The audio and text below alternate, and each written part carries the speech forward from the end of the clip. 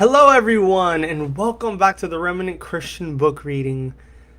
We're back to the Elijah Project. All right, the Elijah Project. We're back on with it. And honestly, it's going to get really crazy. So I hope that you're ready. I hope that this anticipation has built up enough. Let's get right into it because today we're doing 3 chapters. 3!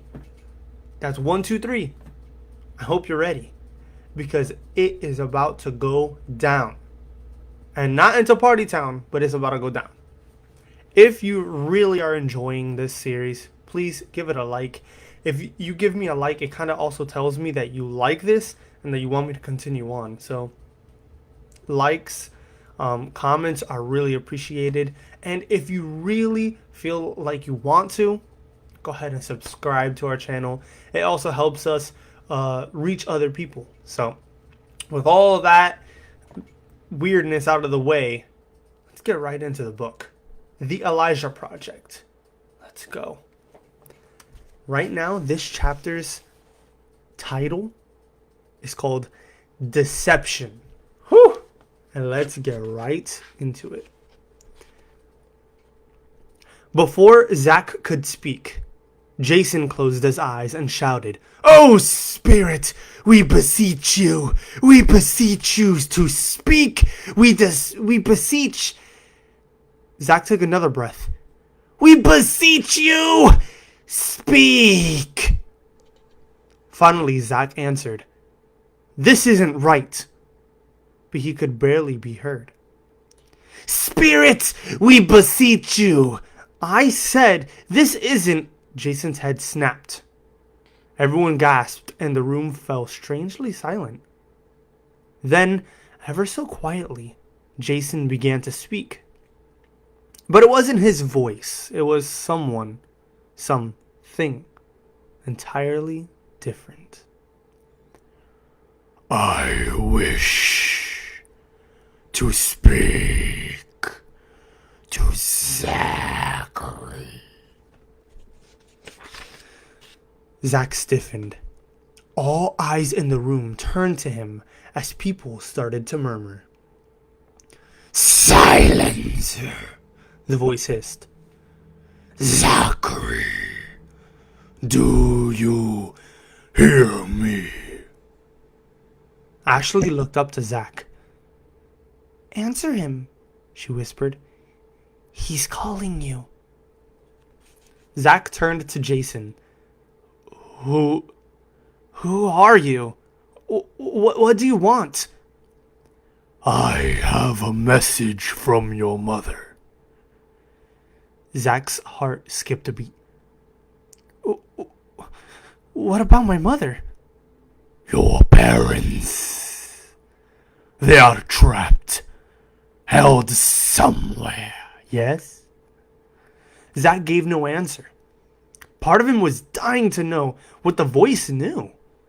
But the other part knew the voice was a spirit. A demon. Memories rushed in. Memories of Bible stories where Jesus ran into such creatures. And memories of the authority he had over them. "You must hurry," the voice continued. "Rescue them.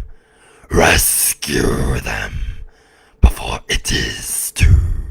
Zach had enough. "Stop it!" he ordered.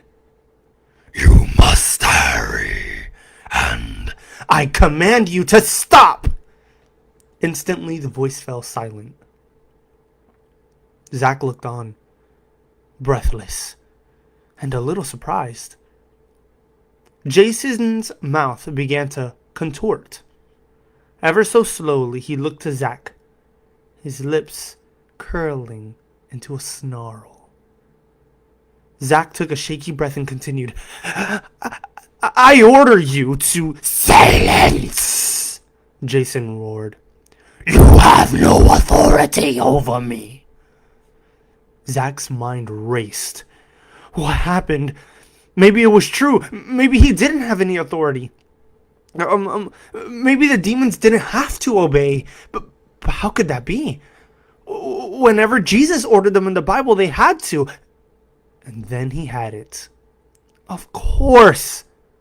What was he thinking? It wasn't Zach's authority they had to obey.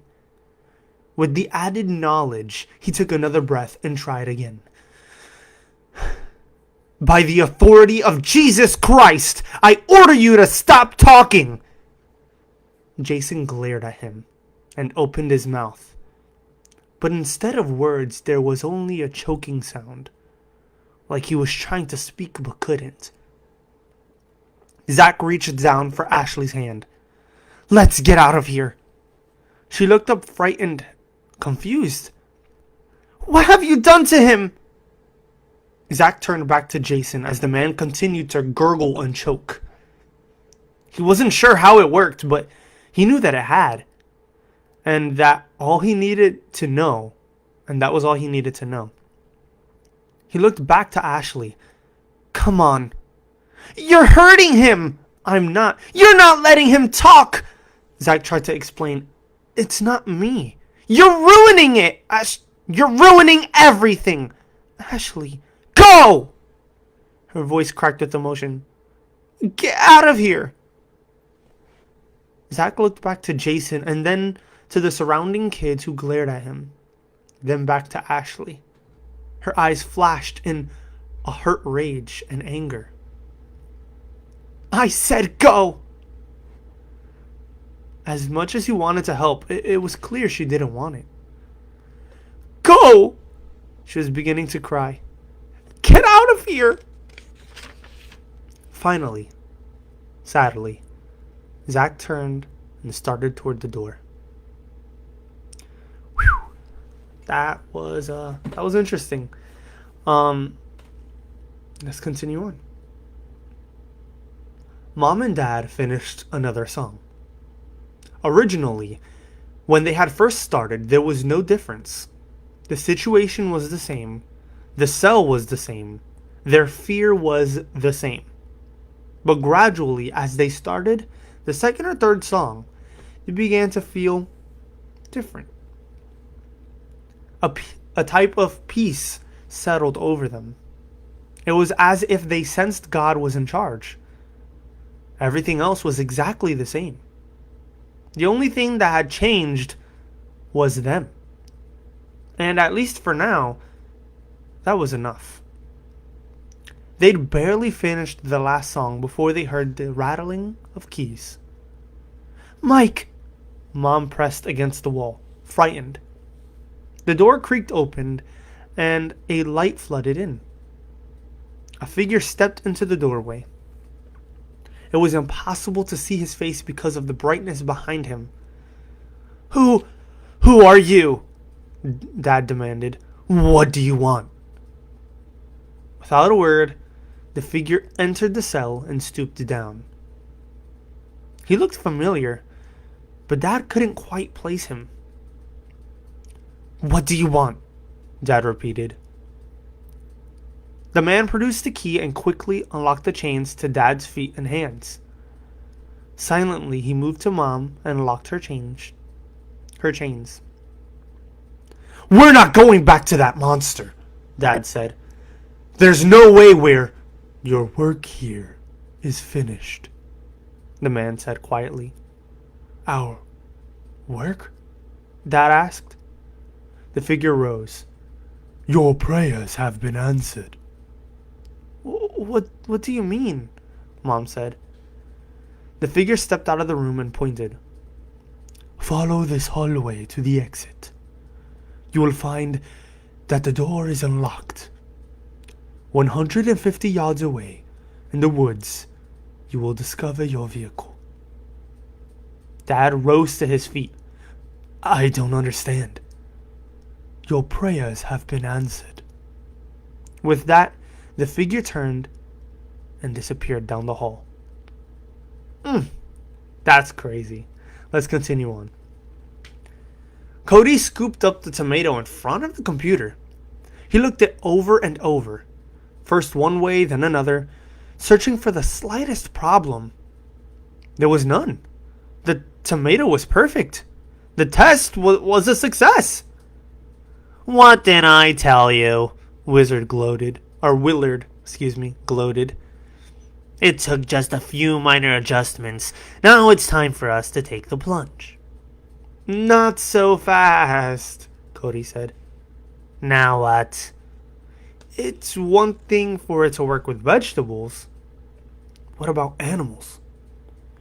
Meaning? Meaning, we're animals, not vegetables. Meaning, we have to make sure it's safe for animals. oh brother, Willard sighed. Better safe than sorry, Cody said. Alright, hang on. Willard waddled out and returned a minute later. In his hand he held 2 cages. One contained a hamster, the other a parakeet. Which one do you want to send? He said. How about both? Cody said. Both? There'll be 2 of us. Let's send 2 of them. Why are you so picky? Willard demanded. I'm not picky, Cody said. I just got this thing about living. Alright, Willard sighed. We'll do another test. Just to keep you happy. He opened the phone booth and set both cages inside. Once again, he pressed a series of numbers on the keyboard, shut the door, and waited as the sound and light show began. First there was the grr grr grr. Next came the ding ding ding. And last but not least came the trugga trugga trugga trugga trugga trugga. After the expected sparks, flashes, and the pop, both animals appeared in front of the computer speakers. It was another success. Well, almost. How'd we do? Willard asked, heading over to Cody. Cody stared at the 2 cages, blinking. The parakeet still had her parakeet body, only she no longer had wings. Worse than that, instead of her head, she now had the hamster's head. And the hamster? Not only did he have the parakeet's head, but he was also the proud owner of 2 parakeet wings. A little more tweaking, Cody suggested. Willard nodded. A little more tweaking. There it is, Monica shouted. They had turned back again, and this time to their right. It was a diner and a small gas station. And parked directly beside the station was the kids' motorhome. Silas turned the van and brought it to a stop beside the RV. I don't see no lights inside, Bruno complained. Monica answered, They're obviously over in that diner. Are we gonna go in and grab them? Bruno asked hopefully. Monica shook her head. Too many witnesses. We have to wait till they come out. And then we grab them, Bruno giggled in glee. Yes, my sweet, dumb pet. Then we grab them. Well, that was an interesting chapter 9. Sorry if the voices aren't exactly the same. I kind of forgot how I did the voices, but let's continue on. Chapter 10. Or whatever chapter it is next. Tensions build. You're so judgmental! Ashley had come from Jason's to give Zach a good piece of her mind. Now they sat across from one another in the diner. Ashley, you know what was going on there. You know what was going on in there was evil. I felt it. You felt it. Just because it doesn't fit into your neat little world doesn't make it wrong. It's not my world, Ashley. It's God's. He's the one who's making the rules. And he's the only one who says messing with spirits, or he's the one who says messing with spirits is wrong. Not only wrong, but dangerous. Stop it! She covered her ears. Will you just stop with the preaching? I can't change the truth. Jason's bad news and... Stop it! Those sitting close to them turned and looked. It hurt Zach to see her so torn up, but he didn't know what else to do. Finally, he reached across the table and took her hand. I'm only trying to help. Well, maybe you should stop trying. What? She pulled her hand away. Maybe I'm not worth it. You ever think about that? Maybe Jason and his buddies are all I deserve. Ash, your sister and your weird little brother come breezing in with all your fancy God talk, and then you just up and leave. You're mad 'cause we're going? No, I think you should go. And the sooner the better. She rose to her feet, tears filling her eyes. What are you saying? He asked. She took a deep breath and answered. I'm saying goodbye, Zach. I don't want to see you. I don't want to hear from you. I don't want you to ever think about me again. How could you say that? She wiped her face and turned toward the back door. Ashley, he reached for her arm, but she shook it loose. She started for the door when Piper suddenly appeared from the kitchen. She was out of her uniform and holding Elijah's hand. Ashley was in no mood for another confrontation, so she spun around and headed for the front door instead. Ashley! Zach called after her. She walked faster. Ashley! She reached the front of the diner, threw open a door, and broke into a run. Zach could only stare after her, speechless. Piper arrived at the table and said, Don't tell me you're just gonna stand there. He turned to her. What else can I... You're really that clueless, aren't you? What? Go after her! But she just said... Piper shook her head in disgust and looked down at Elijah. Is every guy this ignorant about girls? Elijah grinned, shrugged, and then nodded. She looked back to Zach, who remained standing, still puzzled. Go! She motioned him toward the door. Go, go, go! And for once in his life, Zach took his little sister's advice. There's the oldest! Monica pointed toward the diner as Zach raced out the door. Follow him! Silas and Bruno leaped into action. Well, actually, Silas did the leaping. Bruno had a bit more trouble. I can't get my seatbelt undone. Monica turned back to him and glared. What? It's stuck or something. No way, Silas said. He opened Bruno's door and reached for the buckle. You probably just forgot how to use it. I'm not that stupid, Bruno pouted. You showed me how this afternoon. Silas gave a buckle a tug, but it wouldn't budge. See? Bruno brightened. I told you. Fools! Monica reached back to the buckle. Do I have to do everything myself? She gave the buckle a pull. Nothing. She pulled harder. Still nothing. And then she pulled with all of her might. Again and again and again, until the entire van started rocking back and forth. Oh, Monica? Not now, Bruno! She continued yanking and the van continued rocking. I think I'm gonna get sick. Don't you dare, Monica warned. Okay, Bruno said. Oh, Monica? What now? Yucky.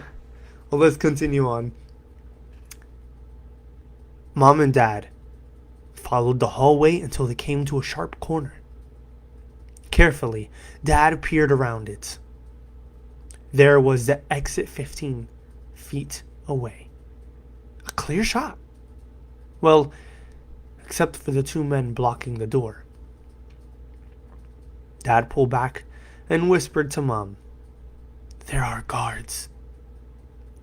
How are we going to get past them? I don't know.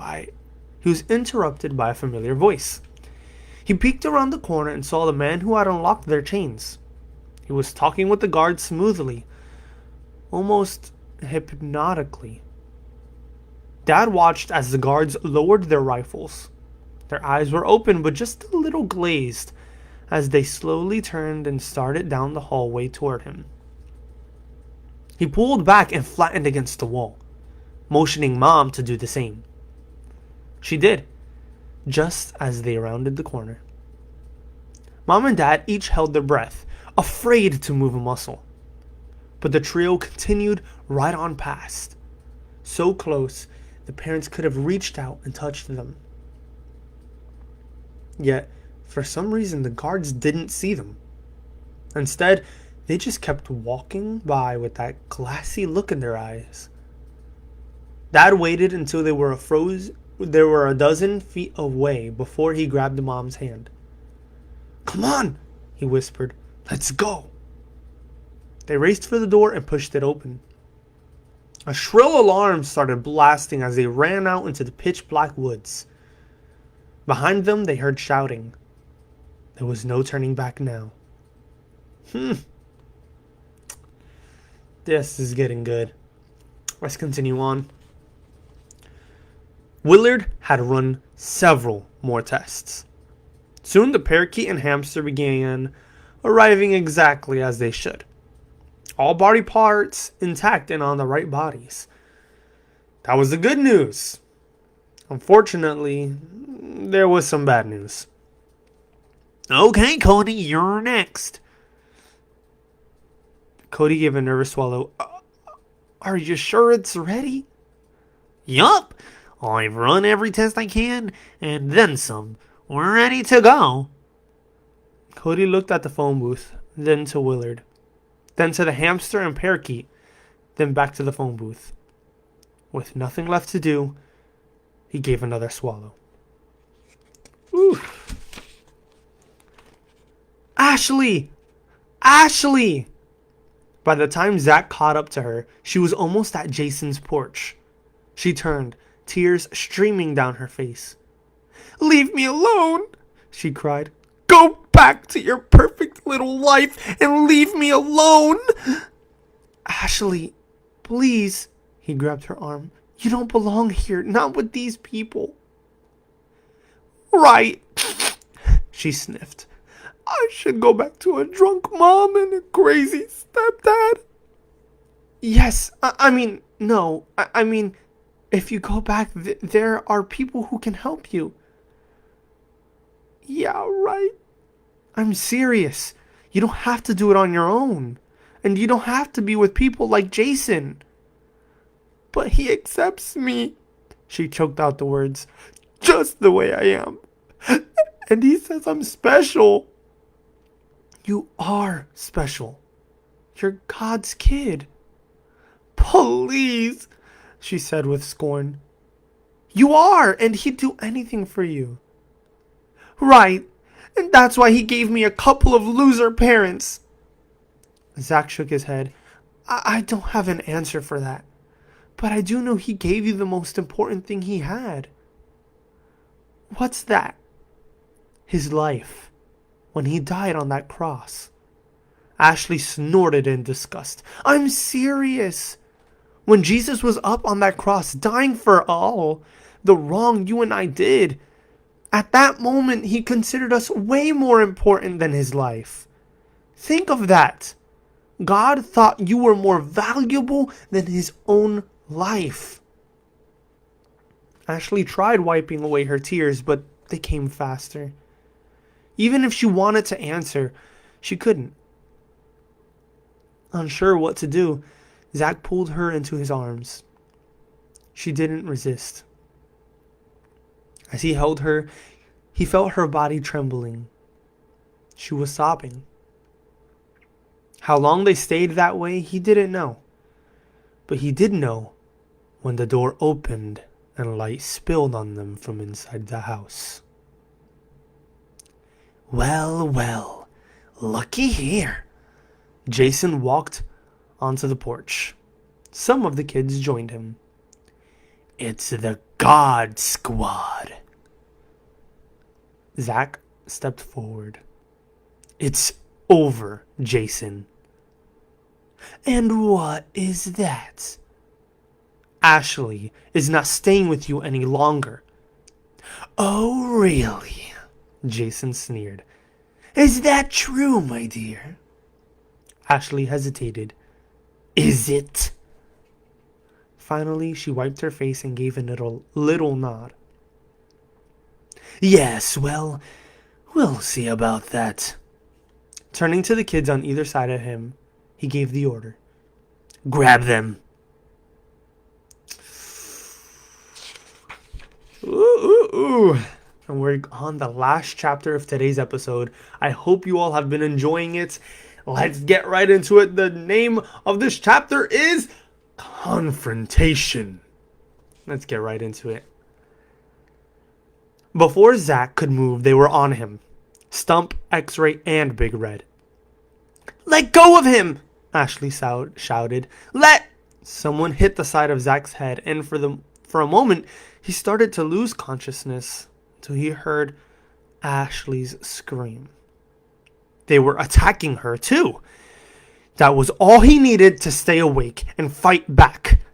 He landed a powerful punch into Big Red's stomach, doubling him over. One of Jason's thugs down, 2 to go. He caught a glimpse of Ashley being dragged up the porch steps by Stump. "No!" she screamed. "Let go of me!"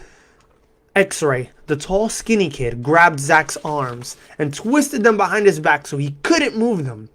But Zach could move his feet. He kicked his right foot back and slammed it into the kid's knee. "Ah!" X-Ray cried. But Zach wasn't done. Using the same foot, he scraped it down the boy's shin. Oof. Hopefully taking off a layer of skin, and then stomped his heel on top of the kid's foot. X-Ray let go and grabbed his foot. Ah! 2 down.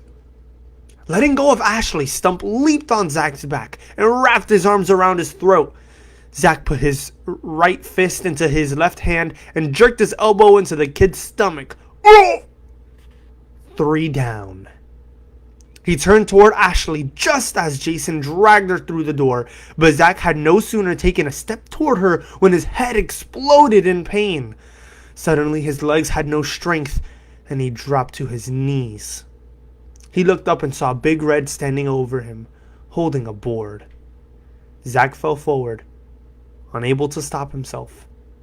He was unconscious before he hit the ground. The alarm continued to sound as Mom and Dad raced through the woods. The undergrowth grabbed their legs. The branches kept slapping their faces, but it was a small price to pay to get out of there. Now, if they only knew where they were going. "I don't see a thing," Mom gasped for breath. "He said the Jeep was just ahead."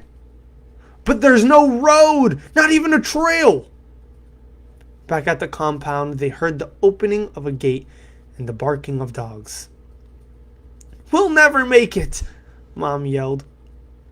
The same thought shot through Dad's mind, but he pushed it aside. He had to be positive.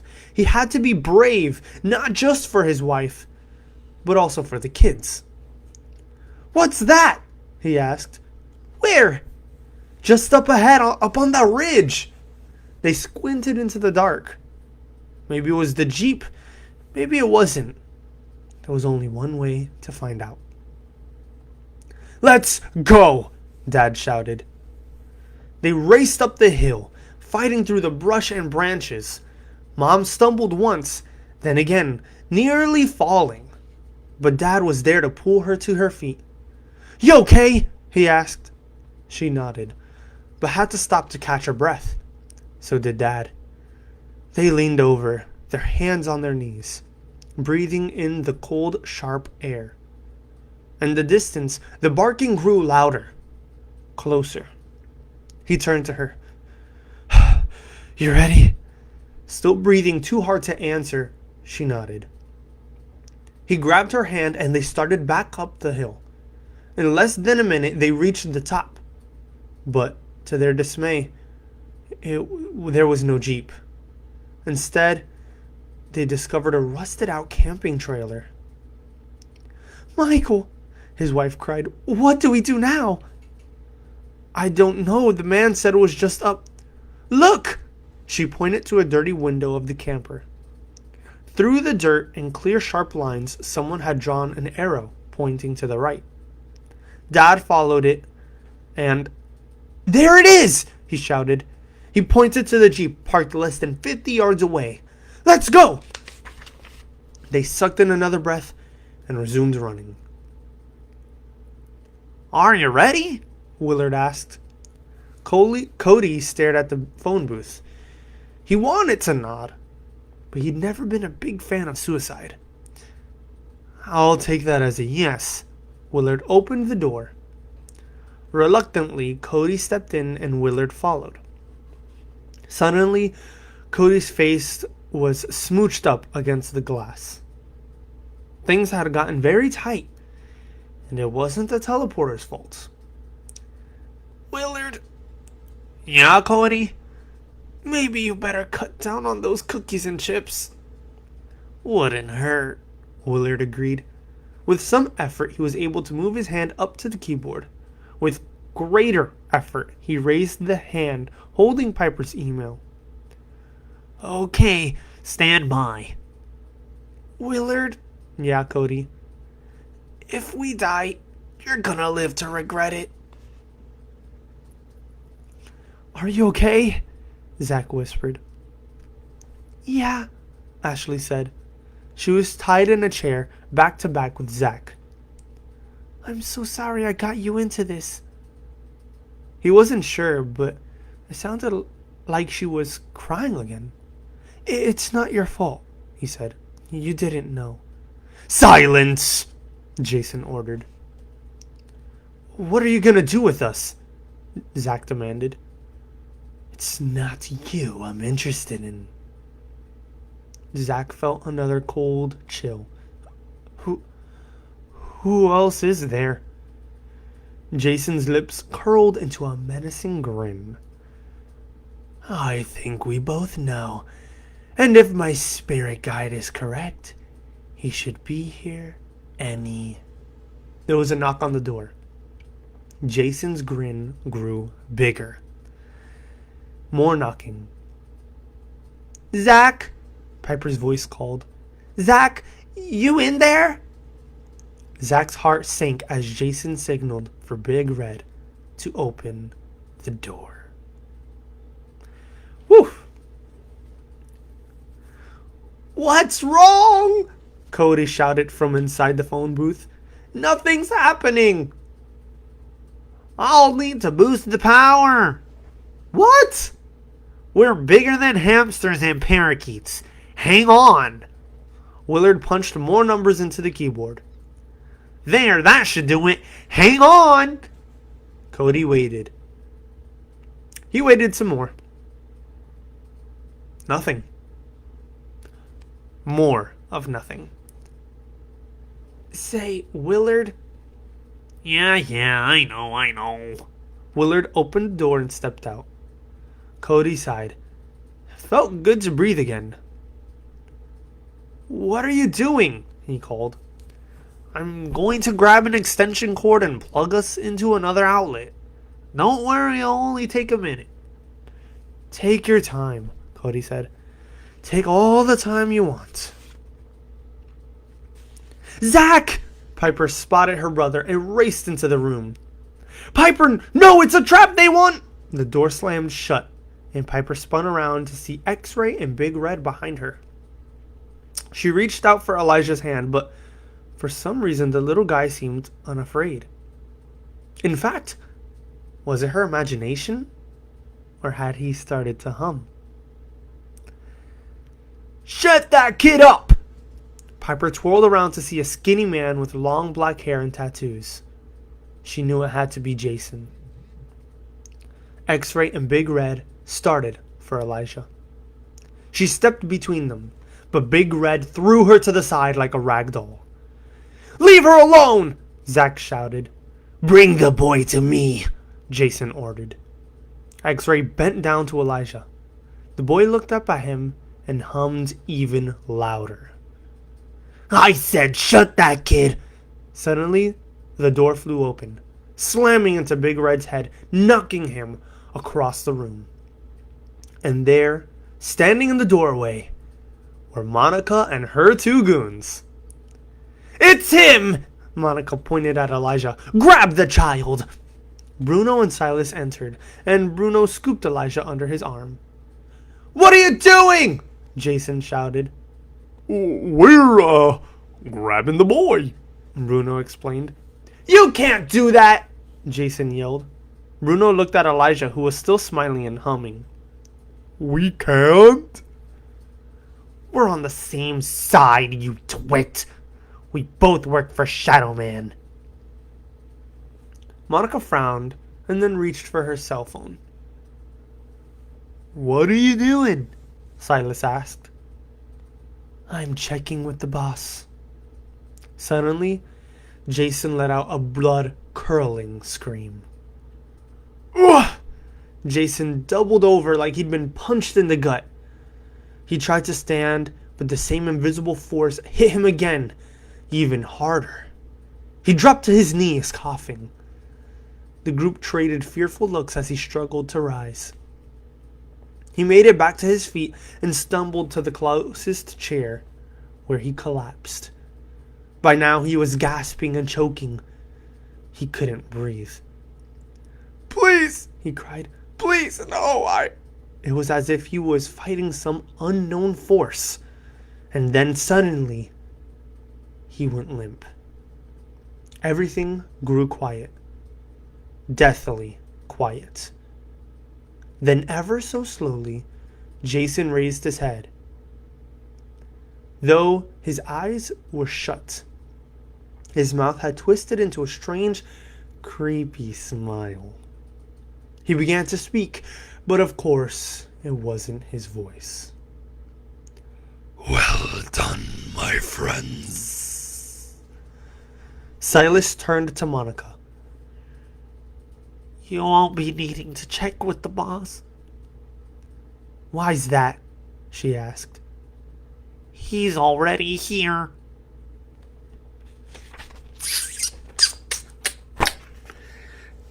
And that, my friends, is where we're stopping this video. Oh my goodness, that was crazy. I hope you all enjoyed that. I kind of scratched my voice a couple times while I was doing the voices, but I'm getting into it. I hope you all are enjoying it. And tell me in the comments, what do you think is gonna happen? What do you think is gonna happen with Jason, with Monica, Silas, Bruno? What's going to happen to Elijah? So go ahead and in the comments write down your predictions of what's gonna happen, because next video we're finishing the rest of this part 2 of Elijah Project. Oh yes, and it's going to be great. Thank you so much for watching. God bless you all. And I cannot wait to do the next book after this one, because the next one I have planned is going to be fantastic. I promise. With that being said, thank you all for watching again. And I hope you have a good day, night, or evening whenever you're watching this. And remember that Jesus loves you. God bless you all. Bye-bye.